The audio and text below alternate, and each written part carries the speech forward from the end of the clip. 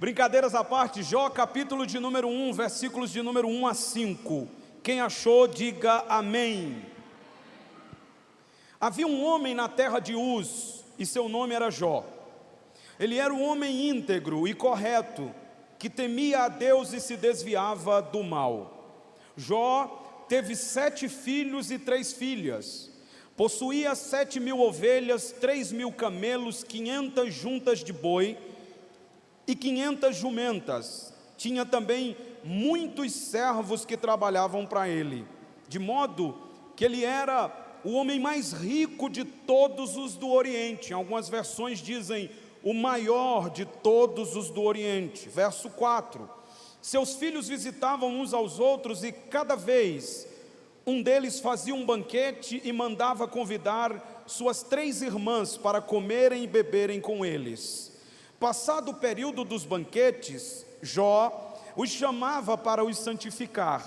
Levantava-se de madrugada e oferecia sacrifícios de acordo com o número de todos eles, pois Jó pensava: talvez meus filhos tenham pecado e blasfemado contra Deus no coração.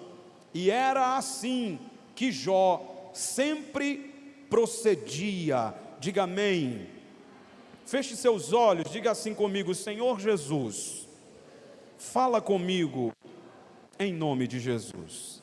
Amém. Glória a Deus. Queridos, depois que nós explicamos o que são provações e por que passamos por elas, analisando algumas coisas relacionadas à vida de Jó, eu disse aos irmãos que hoje nós iríamos começar a apresentar quem era Jó. Antes de nós falarmos das provações que ele enfrentou, se faz necessário nós pontuarmos aqui quem era este servo de Deus. Mas antes, deixe-me dar aqui um guia de estudo para que os irmãos possam entender o livro de Jó.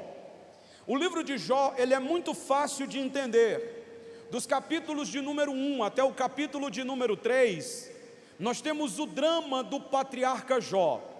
A Bíblia o apresenta como um homem reto, justo, temente a Deus e que se desvia do mal.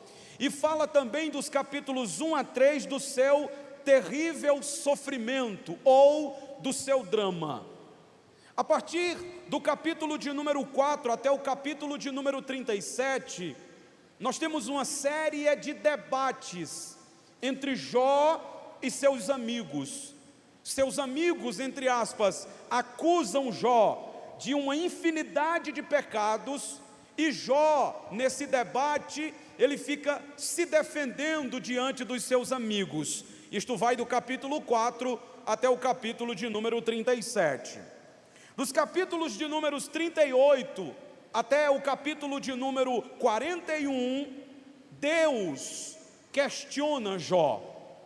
Deus repreende Jó por causa das suas perguntas, por causa daquilo que ele havia falado em sua defesa. E no capítulo 42, fechando o livro, Jó se arrepende no pó e na cinza, reconhece que Deus está no controle de todas as coisas, e Deus restaura a sorte de Jó. Diga amém. Esse é o esboço do livro de Jó. Mas quem era, irmãos, este homem? Quando nós analisamos o nome Jó, Iobre em hebraico, como alguns costumam pronunciar, o significado deste nome no hebraico é bastante interessante. Significa o perseguido. Mas alguns estudiosos chegam a dizer que o nome de Jó não é um nome hebraico, e sim árabe. E o nome árabe de Jó significa o arrependido. E é interessante quando nós paramos para pensar nos significados do seu nome, porque tanto um quanto o outro revela muito bem a história dele. Vamos supor que o nome de Jó é um nome hebraico, e o significado seja esse, o perseguido. Está errado? Não. Porque quando nós lemos a história de Jó, nós percebemos que ele foi um homem terrivelmente perseguido por Satanás. Mas se o seu nome significa o arrependido, também está correto, porque este homem perseguido também se arrepende no final do livro e reconhece que Deus é soberano. Então esse nome de Jó ensina para nós coisas extraordinárias, porque tal qual Jó, nós também somos perseguidos por Satanás, e em meio às perseguições, às vezes falamos daquilo que não entendemos, às vezes questionamos aquilo que não deveríamos questionar, mas quando Deus fala conosco, nós nos arrependemos e reconhecemos que Ele é soberano e perfeito em tudo aquilo que faz. Aleluia! Mas vamos lá, qual é a biografia de Jó? Nós poderíamos dizer que na biografia de Jó, a primeira coisa que salta aos olhos é o seu caráter santo. Se você olhar o capítulo de número 1, versículo de número 1, a minha versão é mais moderna, está escrito que Jó era um homem íntegro, correto, temente a Deus e se desviava do mal. Ele era um homem espiritualmente maduro. A palavra íntegro aí significa inteiro, completo, sincero. Então Jó era alguém que tinha um caráter espiritualmente maduro e santo. Ele não era um homem que se envolvia com pecados, ele não era um homem que fazia aquilo que desagradava a Deus, muito pelo contrário, ele era um homem correto, de um caráter santo, em quem ninguém tinha nada para dizer contra. Isso é tão verdade que no livro do profeta Ezequiel, no capítulo de número 14, versículo de número 14, Deus diz que vai destruir a cidade do povo de Deus. E Deus diz claramente: eu vou trazer um castigo sobre Jerusalém, eu vou destruir o povo, e ainda que estivesse no meio dela, isso é Deus falando, esses três homens, Jó, Noé e Daniel, eles só livrariam a sua alma pela sua justiça, o resto seria destruído. Você já imaginou isso? O caráter desse homem, ele é citado por Deus em Ezequiel capítulo 14, versículo 14, dizendo que se Deus fosse trazer um juízo sobre a terra, e Jó estivesse vivo nesse tempo, pela sua vida justa, ele livraria a sua alma. Deus livraria Jó do castigo, porque ele é um homem justo, íntegro. Outra coisa que a Bíblia revela sobre o seu caráter e a sua maturidade espiritual é que ele era único no seu tempo, não havia ninguém igual a ele. Se o irmão ler o capítulo 1, versículo de número 8, Deus diz isso para Satanás. Deus diz: o Senhor disse a Satanás: observaste o meu servo Jó? Na terra não há ninguém como ele. Oh, glória a Deus. Ah, irmãos, será que Deus pode dizer isso de nós? Viste o meu servo fulano, viste minha serva fulana, não tem ninguém na terra como ele, como ela. Eles são únicos na sua espécie, moralmente justos e santos. Isso é extraordinário. E não é ninguém que está falando, é Deus que está falando isso. Mas sabe o que é que me chama a atenção? É que no movimento empresarial hoje, que é muito famoso na internet, transfigurado de alguma coisa gospel, e a teologia da prosperidade, e os coaches de plantão, eles olham para Jó apenas medindo a riqueza que ele possuía. Mas se os irmãos prestaram atenção, e eu sei que prestaram, antes de falar do que Jó possuía, a Bíblia apresenta quem Jó era, porque para Deus é mais importante ser do que ter. Deus não mede ninguém pela riqueza que esta pessoa possui. Deus não mede ninguém pelo tamanho que essa pessoa é. Para Deus, mais importante do que tamanho é essência. Aleluia! Tem muita gente que tem, mas não é. Mas tem muita gente também que não tem, mas é. Para Deus, mais importante do que riquezas de bens materiais é riqueza de caráter, é sinceridade na vida. Veja, antes de mencionar as riquezas, Deus fala do caráter de Jó, e isso me chamou muito a atenção. Então diga comigo: Jó era um homem espiritualmente maduro. É a primeira coisa que a Bíblia diz dele. E se os irmãos perceberem também, só a guisa de introdução, os irmãos vão observar que aqui na vida de Jó, nós temos uma escala de prioridades. Por exemplo, no verso de número 1, diz que ele era um homem temente a Deus. Deus é prioridade na vida dele. No verso de número 2, fala a respeito dos seus filhos. Na escala da prioridade, na casa de Jó, primeiro Deus, depois sua casa, depois sua família. Aí só no versículo de número 3 é que menciona os bens de Jó, que ele havia adquirido com o seu trabalho e precisava de trabalho para manter. Então veja, Deus, versículo de número 1, família, versículo de número 2, trabalho, versículo de número 3, e no versículo de número 5 é dito que ele chamava os seus filhos para cultuar com eles e oferecer sacrifícios por eles a Deus. O que é culto? Igreja. Então temos aqui a escala de prioridades. Verso 1, Deus. Verso 2, família. Verso 3, trabalho. Verso 5, culto, igreja. Está aí as prioridades. Não podemos inverter as prioridades, nem priorizar mais um do que outro. O trabalho não é mais importante do que a igreja não é mais importante do que o trabalho. Cada um está dentro da sua escala de prioridade: família, trabalho e igreja. Mas acima de todos está o Deus Todo-Poderoso, aquele que temos que priorizar. Amém? Então vamos lá. Segunda coisa que a Bíblia revela de Jó, que ele era pai de muitos filhos.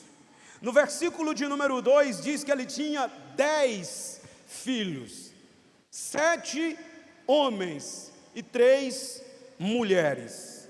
O que me chama a atenção, irmãos, é que para Jó, filho não é peso.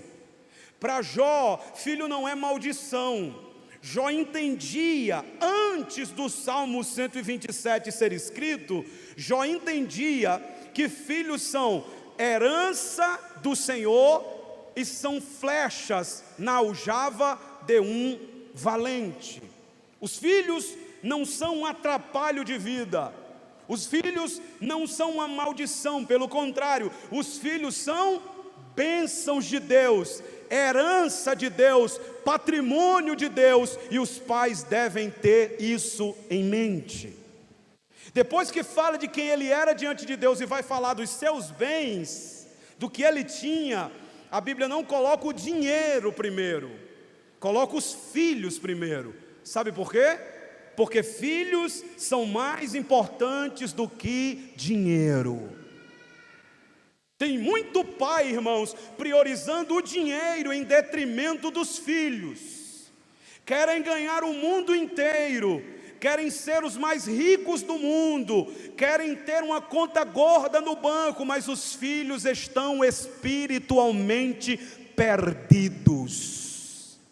E na escala de prioridade, o filho é mais valioso do que os bens.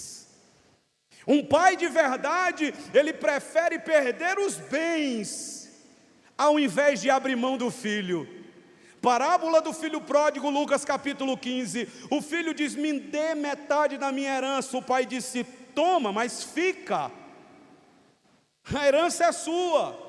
Faça como seu irmão, pegue a herança e fique comigo. Mesmo que eu não tenha mais esse dinheiro que eu lhe dei, mas eu quero que você fique comigo aqui em casa.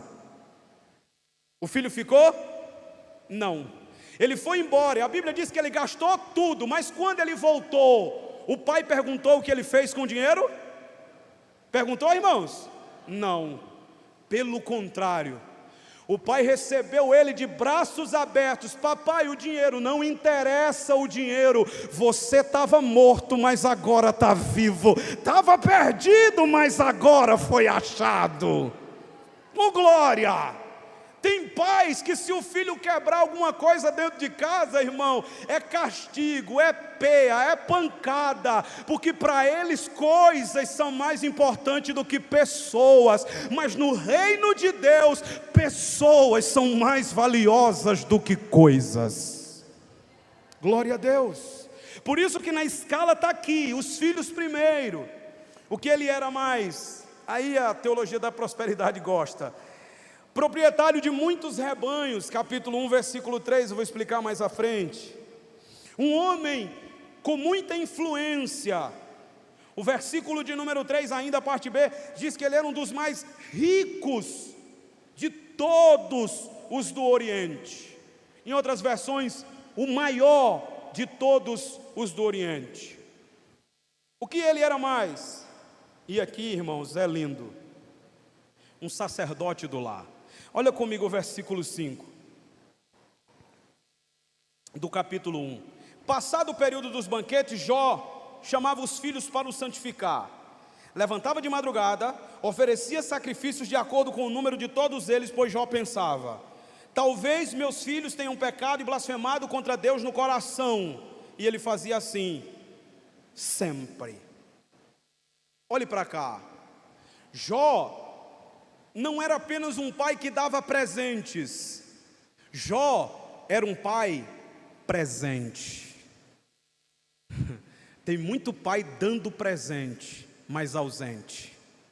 E da mesma forma, irmãos, que pessoas são mais importantes do que coisas, presentes não substituem presença. Porque tem gente que diz: eu estou dando tudo.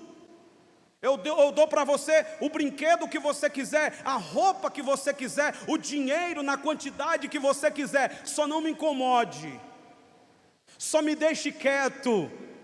Não, irmãos, presentes não substituem presença. Você pode dar todos os presentes para o seu filho, é dever seu, para sua filha, mas jamais negue a ele o maior presente, que é ter a sua presença do lado deles.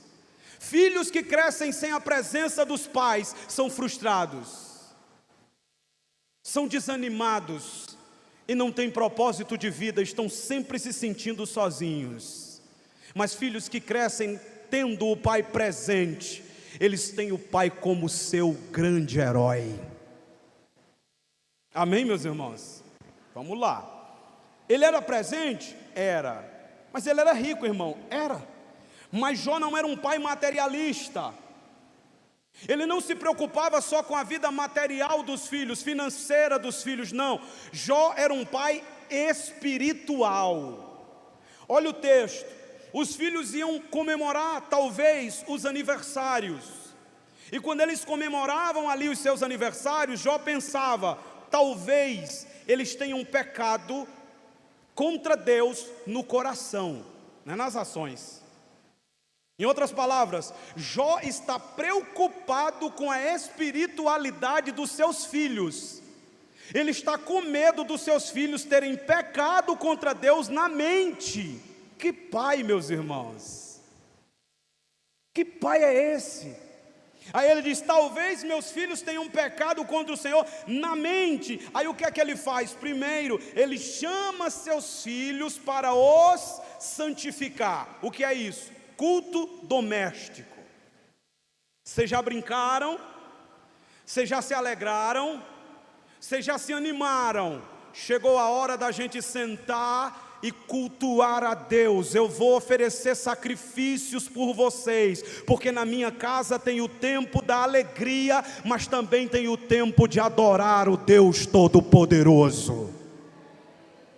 Porque tem muito pai hoje, irmão, que deixa o filho fazer tudo, ir para a festa de fulaninha. Não estou falando de festa profana não, festa de crente mesmo, aniversário. Vai para o aniversário não sei de quem, vai para casa não sei de quem, vai não sei para onde, e o pai deixa, mas nunca chama o filho para vir para a igreja adorar a Deus.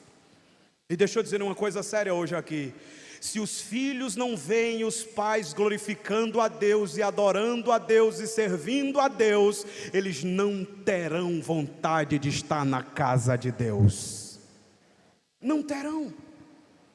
É por isso que ele tinha preocupação. Eu não posso deixar que essas crianças, que esses meninos, que essas meninas cresçam longe de Deus. Eles precisam entender que aqui nesta casa tem um pai que dá presente, um pai que é presente, mas um pai que é sacerdote e profeta dentro de casa. Porque tem duas funções aqui: sacerdote, oferecer sacrifício; profeta, chamar para santificar. Isso é lindo, irmão, porque são duas funções diferentes. Qual a função do sacerdote? A função do sacerdote era duas coisas, tem mais, mas eu quero destacar duas. Primeiro, representar o povo diante de Deus, oferecendo sacrifícios por eles a Deus. E a função do profeta? Representar Deus diante do povo, trazer a palavra de Deus para o povo. Então Jó era um pai que orava pelos seus filhos, intercedia pelos seus filhos, oferecia sacrifício pelos seus filhos, mas ele também era um pai que chamava seus filhos ao arrependimento. Eu oro pelos meus filhos, irmão. Muito bem. Mas você prega contra eles quando eles estão errados? Porque não é só sacerdote, é profeta também. Sim ou não? Sim. Tem que pregar que está errado. O que você está fazendo está errado. A forma como você trata a obra de Deus está errado. A maneira como você se comporta não resplandece a luz do Evangelho. Mude. Mude. Sabe por quê, irmãos? Porque os filhos são o cartão de visita dos pais. Isso aqui é forte, irmão. Quando tem um menino fazendo alguma coisa errada, o que as pessoas dizem? Esse menino é filho de quem? Tu aprendeu isso aonde? Na tua casa? É assim ou não é, meus irmãos? É. Quando a professora chama que o menino está querendo bater no outro, furar o outro, cortar o outro, aí a diretora, a professora, sei lá, ela chega no menino e diz assim: deixa eu te fazer uma pergunta, teu pai bate na tua mãe em casa? Eu já vi isso na escola. Não, professor, por quê? Não, porque a forma como você está tratando seus colegas, você está aprendendo em casa. Nem sempre aprende dos pais, mas mesmo assim, para a sociedade, o filho é o espelho que reflete a imagem dos pais. É culto da família, irmão, então vamos pregar a palavra para a família, amém? Glória a Deus. E aí Jó tinha esse cuidado de tanto interceder pelos filhos, como também chamar os filhos ao arrependimento. E o que significa consagrar aí? Oferecer sacrifício. Essa expressão oferecer sacrifício, santificar, é a palavra hebraica kadash, que significa separar e consagrar. Digam comigo, separar e consagrar. Note, santificação tem a ver com separação, mas também tem a ver com consagração. Um pai que se preocupa com seus filhos e que é espiritual, ele separa os seus filhos daquilo que pode prejudicar a espiritualidade deles. Não quero você andando com fulano, separa. Meus pais não eram crentes, mas eles nunca me deixaram andar com quem não presta. Nunca. Eu começava a andar e ele já dizia logo: sai, afasta, sai fora, separa, corta. O que é santificação? Separar. Com quem seus filhos andam? Com quem eles trocam mensagens? Quem são as amizades deles? Ah, irmão Marcos, a amizade dele é uma bênção, irmão. A menininha lá da igreja, ela é crente? Ela vai para o culto? Ela honra o nome de Jesus? Ela tem pureza? Não, então manda separar. Porque as más conversações corrompem os bons costumes. Tem que separar, irmão. Eu acho muito bonito, eu ouço o testemunho aqui de alguns irmãos e irmãs aqui da igreja, de que quando percebem que os filhos estão começando a andar com pessoas da igreja, que não contribuem para uma vida espiritual madura, eles dizem, pode se afastar. Não, mãe, mas se afasta. Eles ficam tristes, eles choram, eles ficam desanimados, mas no futuro eles vão agradecer, dizendo, ainda bem que eu não me misturei com porcos, porque os antigos diziam, quem se mistura com porco, come farelo. Tem que cortar, irmão, tem que separar. Você não vai ser uma pessoa chata. Oh, bom dia, boa tarde, estou precisando de você, amém, o que é que eu posso fazer por você? Isso aqui, pronto, faz e vai embora. Mas intimidade não. Santos têm intimidade com santos, aleluia. Quando você se aproxima de alguém que ora, o que é que acontece com você? Você ora mais. Quando você se aproxima com pessoas que gostam de Bíblia, o que é que acontece? Você começa a gostar de Bíblia. Mas o contrário também é verdadeiro. Quem se acompanha com quem não presta, não vai prestar também. Não vai prestar, então separa. E o pai é quem tem que ficar olhando isso, irmão, na vida do filho mais jovem, porque muitas vezes não tem discernimento. E o outro, irmão Marcos, consagrar. Como assim? Meu filho, você não é igual aos seus colegas do mundo. Você não é igual aos seus coleguinhas da escola. Eles vivem aí como Deus criou batata, como a gente fala aqui. Você não, você é projeto de Deus, consagrado a Deus, e eu não abro mão da sua vida espiritual. Aleluia. Mas tem pai, irmão, que vê o filho desviado na igreja e não vem orar pelo filho. Eu estou falando só do culto de oração da igreja, não, eu falei em casa. Consagre seus filhos a Deus, ore por eles, porque quando o diabo não consegue tocar em você, ele vai querer tocar nos seus filhos. Foi assim com Jó. Com Jó não dava, mas eu pego os filhos dele, dói ou não dói? Vocês são pais e mães, vocês sabem melhor do que eu, dói mais do que em vocês, se tocar nos filhos. E o diabo sabe disso, sabe muito bem disso. Mas vamos lá. O que ele era mais? Um marido amável e sábio. Mesmo quando sua esposa loucamente falou aquilo que não devia, ele disse para ela, como falas uma doida, tu estás falando agora. Nós receberíamos o bem de Deus e não o mal. Ele tem cuidado em falar com ela. Mesmo ela estando equivocada, ele não é agressivo com ela, ele não é alguém ríspido com ela, ele tem cuidado até quando vai repreender a sua mulher. Isso é maravilhoso, irmão, que agora vem para nós, homens. Mesmo que a sua esposa esteja equivocada, mesmo que a minha esposa esteja equivocada em alguma coisa, eu tenho que ter cuidado como eu falo com ela. Ela não é um animal, um jegue para a gente meter a peia. Não, irmãos, é um ser extremamente sentimental, e eu tenho que medir as minhas palavras. Jó também era um homem fiel.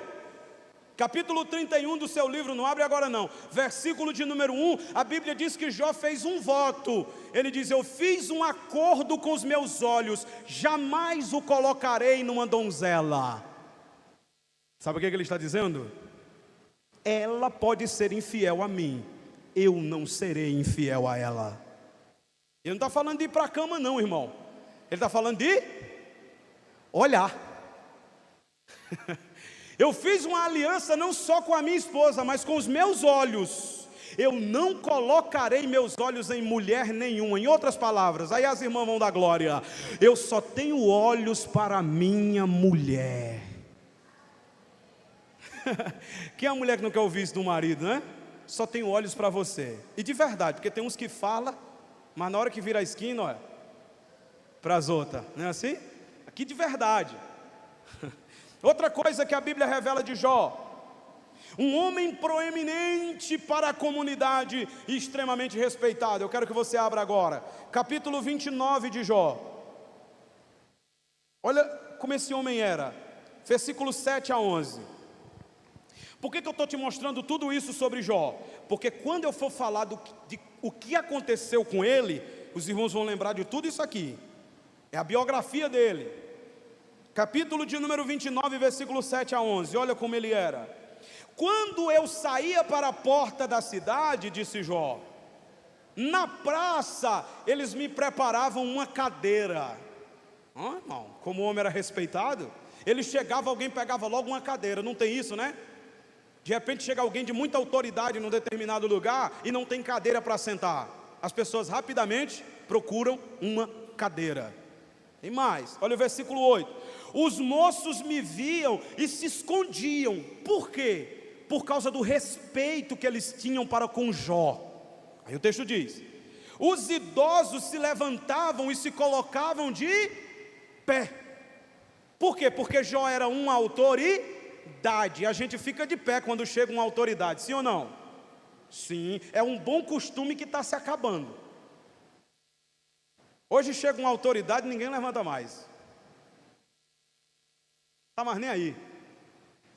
Se está todo mundo sentado, vou dar uma dica: se está todo mundo sentado e o professor da escola dominical, ele chega e está todo mundo sentado e ele vai falar, vocês sabiam que era para a classe ficar em pé? Porque o professor de escola dominical é autoridade. Vocês sabiam que quando um pastor de uma igreja chegar para falar com a gente, era para a gente ficar de pé? Porque o pastor é autoridade. Mas esses bons costumes, eles estão se acabando. E deixa eu deixar uma palavra aqui, porque eu não vou embora sem deixar ela.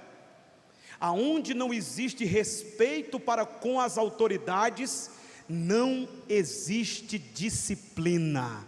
Todo mundo faz o que quer.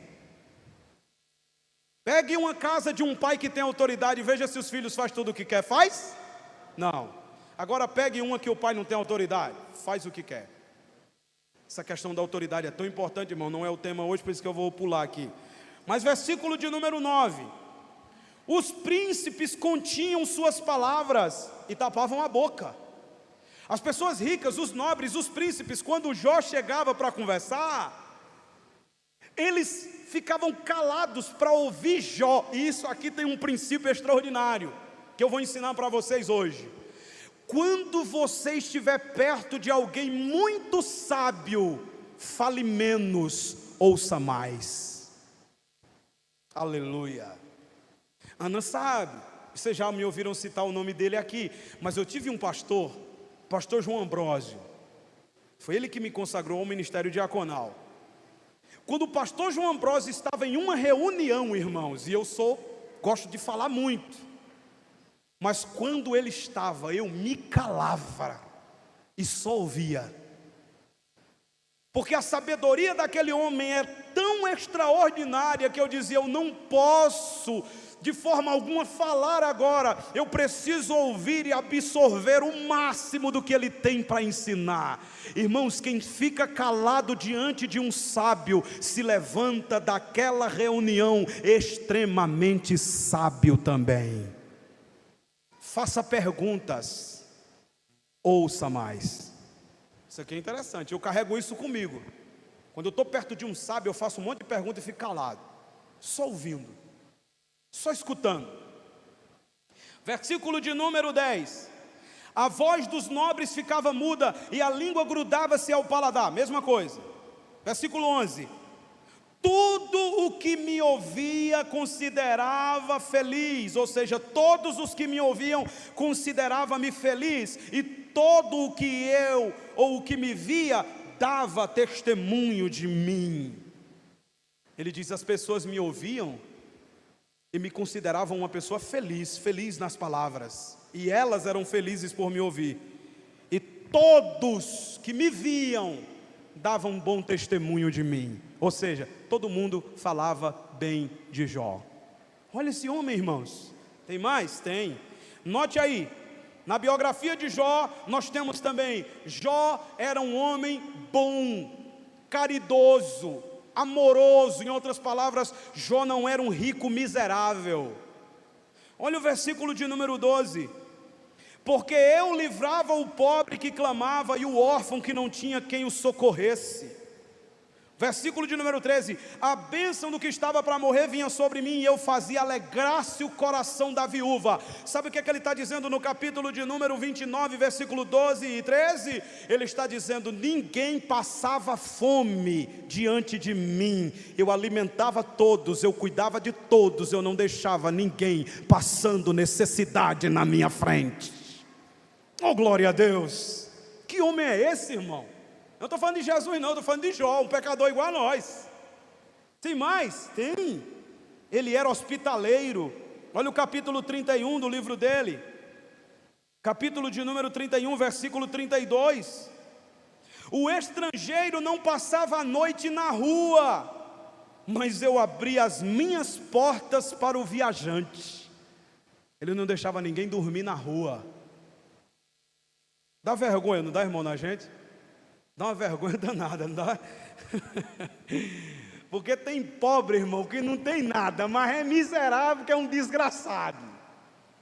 E aqui eu estou falando do homem mais rico do Oriente, mas ele não era miserável. Você sabe por quê? Porque o Deus de Jó não era Mamon. O Deus de Jó é aquele que ama o pobre e o necessitado.